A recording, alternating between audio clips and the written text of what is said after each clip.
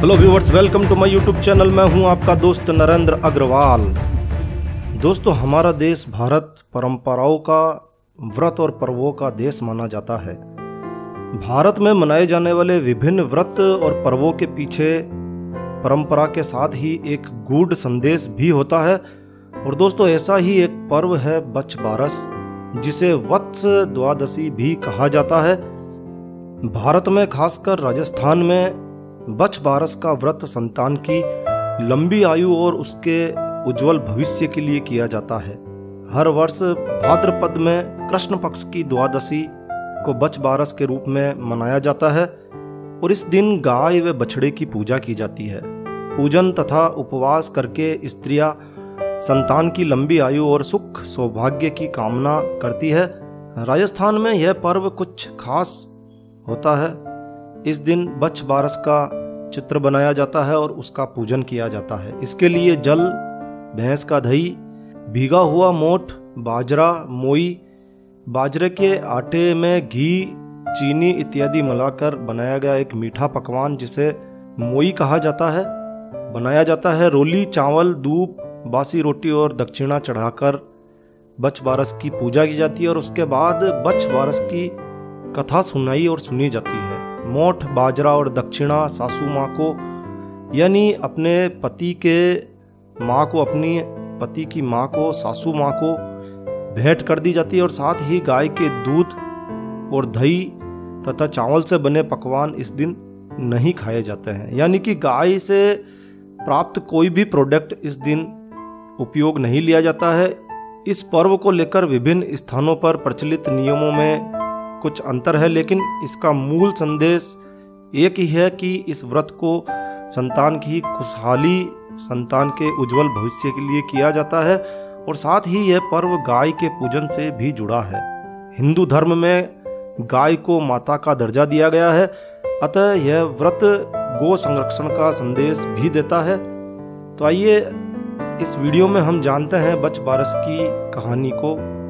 बच्छ बारस के पूजन के पश्चात महिलाएं दो कहानियां सुनती है। एक ग्रुप के अंदर महिलाएं बैठती है, पूजा करती है और एक महिला इस व्रत के पश्चात, इस पूजन के पश्चात कहानी को पढ़ना प्रारंभ करती है और अन्य महिलाएं हुंकारा भरकर इसे सुनती है। तो इस दिन जो कहानी सुनाई जाती है वह इस प्रकार है। पहली कहानी। एक बार एक गांव में भीषण अकाल पड़ा। वहां के साहूकार ने गांव में एक बड़ा तालाब बनवाया, परंतु उसमें बहुत प्रयत्न करने के पश्चात भी पानी नहीं आया। साहूकार ने परेशान होकर कई पंडितों से इसका उपाय पूछा, तो पंडितों ने बताया कि तुम्हारे दोनों पोतों में से यदि एक की बलि दे दी जाए तो इस तालाब में पानी आ सकता है। साहूकार काफ़ी सोच में पड़ गया, काफ़ी दुखी हुआ, लेकिन साहूकार ने सोचा किसी भी प्रकार से गांव का भला तो होना ही चाहिए और गांव वालों के भले के लिए साहूकार ने किसी बहाने से बहू को एक पोते हंसराज के साथ पीहर भेज दिया और एक पोते को अपने पास में रख लिया जिसका नाम था बच्छराज। नियत तिथि पर बच्छराज की बलि दे दी गई और तालाब में पानी आ गया। साहूकार ने तालाब पर बड़े यज्ञ का आयोजन किया, लेकिन झिझक के कारण बहू को बुलावा नहीं भेज पाया। लेकिन उधर बहू के भाई ने कहा कि तेरे यहाँ इतना बड़ा उत्सव है और तुझे क्यों नहीं बुलाया गया? मुझे बुलाया है, मैं जा रहा हूँ। बहू बोली, बहुत से काम होते हैं इसलिए भूल गए होंगे। अपने घर जाने में कैसी शर्म, मैं भी चलती हूँ। और बहू अपने भाई के साथ अपने ससुराल चली आई। घर पहुंची तो सास ससुर डरने लगे कि बहू को क्या जवाब देंगे।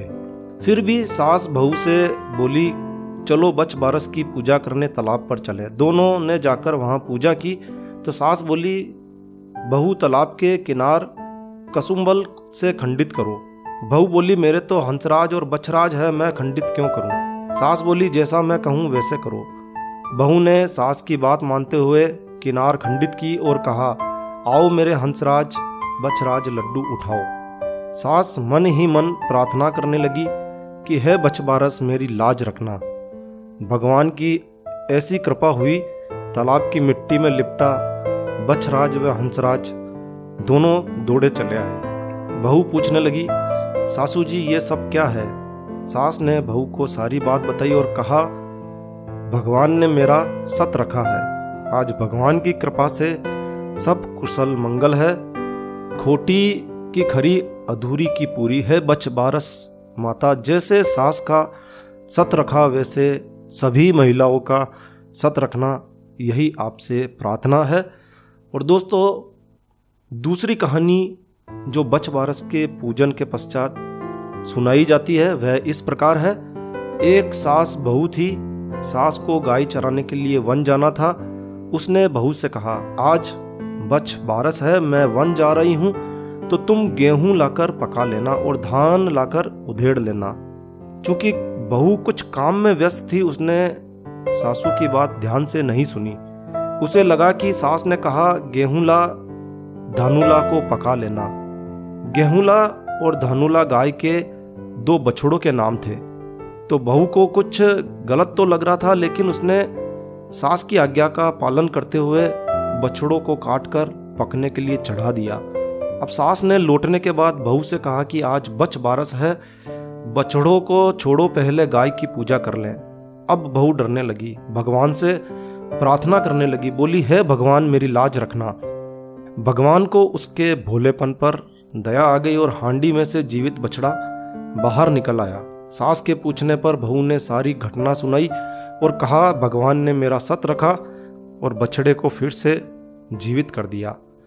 और इसीलिए बच बारस के दिन गेहूं नहीं खाए जाते हैं और कटी हुई चीजें नहीं खाई जाती है। गाय और बछड़े की पूजा की जाती है।